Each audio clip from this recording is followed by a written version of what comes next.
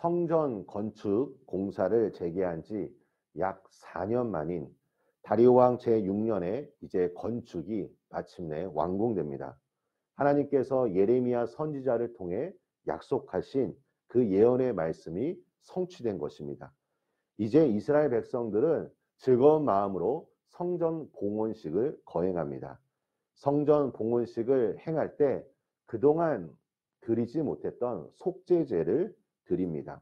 또한 봉헌 예식이 끝나고 약 한 달 후에 유월절과 무교절 절기를 지킵니다.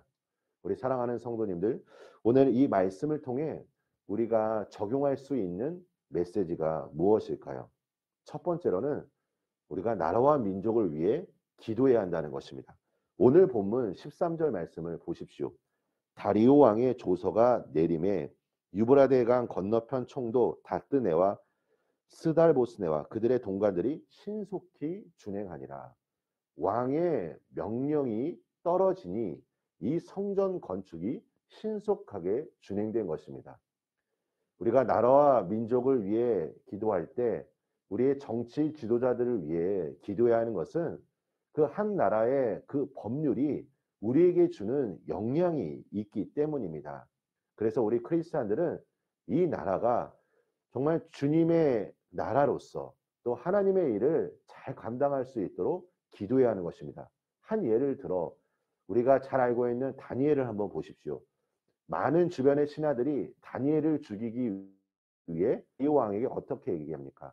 한 법률을 세워서 이제 다른 신이라 다른 사람들에게 무언가를 구하면 사자굴에 던지는 게 어떻겠냐라고 제안을 합니다.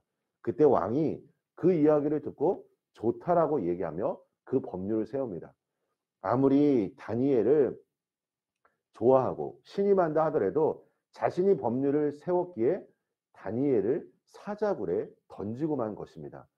우리 이 나라의 미래를 위해서 우리 크리스찬들이 날마다 하나님, 우리 대한민국의 이 법률이 정말 주님이 기뻐하시는 뜻을 이룰 수 있도록 세워지게 하여 주시옵소서. 우리가 나라와 민족을 위해 기도해야 하는 것입니다. 두 번째로는 어제도 말씀드린 것처럼 다리오 왕이 아무리 많은 지원과 도움을 주어도 백성들이 순종하지 않는다면 성전 건축은 완공되지 못할 것입니다. 저는 우리 성도님들을 생각하며 바라는 한 가지 소망이 있다면 우리 성도님들의 삶 속에 사도행전의 역사가 일어나길 원합니다. 사도들이 성령님과 함께 동행할 때 성령의 능력으로 놀라운 기적을 나타낸 것처럼 우리 교회뿐만 아니라 우리 개인의 신앙을 위해서도 하나님의 놀라운 성령의 역사가 나타나기를 간절히 소망합니다. 오늘 14절 말씀을 한번 보십시오. 유다 사람의 장로들이 선지자 학계와 이또의 손자 스거라의 권면을 따랐으므로 성전 건축하는 일이 형통한지라 라고 나옵니다. 성전 건축이 형통하게 된 이유에 대해 선지자의 그 권면을 유다의 장로들이 잘 따랐다고 말합니다. 지도자로서 이 사명을 감당할 때마다 참 무겁고 부담감을 느끼는 것은 무엇이냐면 제가 성도님들을 위해서 권면할 때 이 권면이 과연 하나님 보시기에 순수한 것인가? 정말 우리 성도님들의 신앙을 위한 것인가? 늘 끊임없이 고민하고 기도해야 하는 것이 먼저라고 생각합니다. 그런데 이 권면이 하나님의 뜻이라면 우리가 예수 그리스도의 능력을 힘입어 이 말씀에 우리가 순종의 삶으로 나아가기를 소망합니다.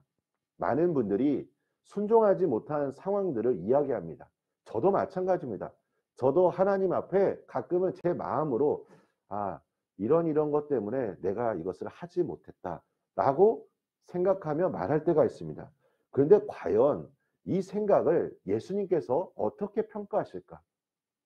그 질문을 던질 때마다 저는 항상 두렵고 떨린 마음이 있습니다.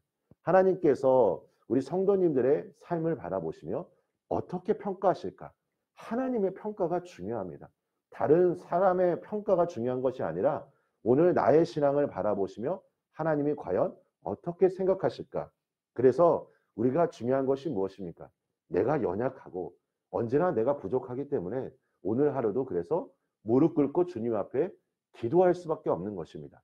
내가 사도행전의 삶을 살아갈 수 있도록 하나님의 부르심의 사명을 감당할 수 있도록 믿음과 능력을 구하시기를 간절히 소망합니다.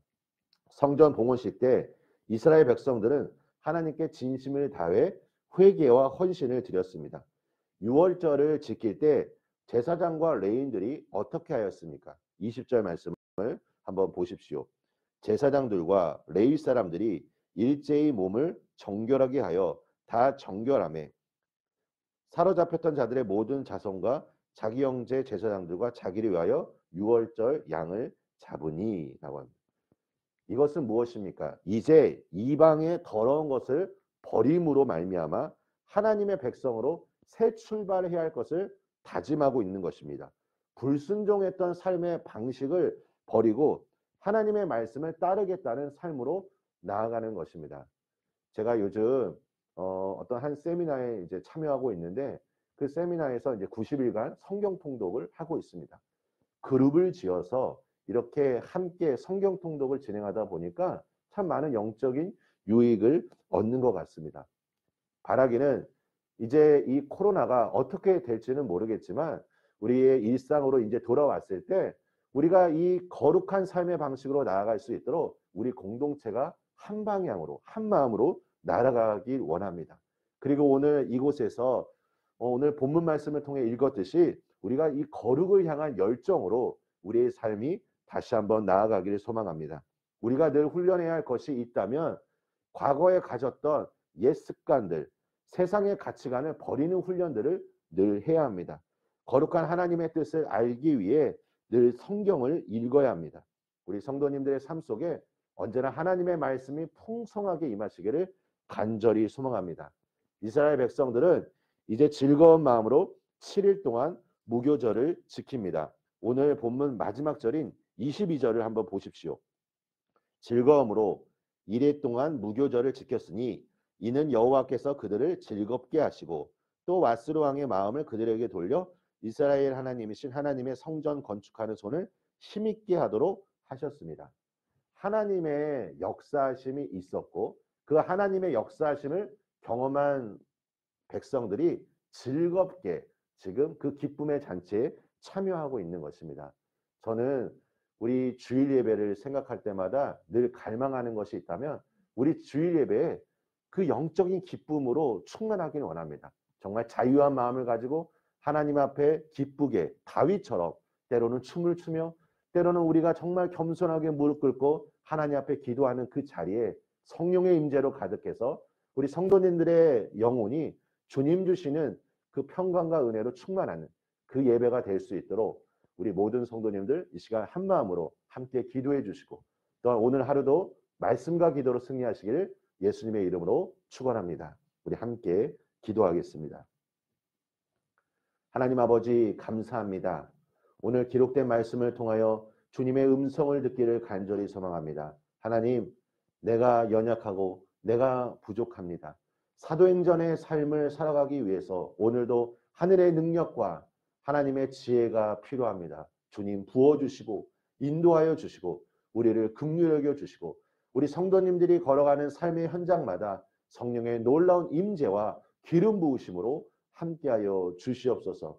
아버지 하나님, 오늘 이스라엘 백성들이 성전 봉헌식을 통하여 무교절 절기를 또 지킬 때 그들의 마음속에 기쁨이 가득한 것처럼 하나님 우리 반석 공동체가 언제나 주님이 주시는 그 도우심의 손길과 그 하나님의 놀라운 사랑 안에서 우리가 즐거운 마음으로 함께 예배드리고 또 주님이 주시는 그 은혜 안에서 이 모든 사명 온전히 감당할 수 있도록 축복하여 주시옵소서. 예수님의 이름으로 기도합니다. 아멘.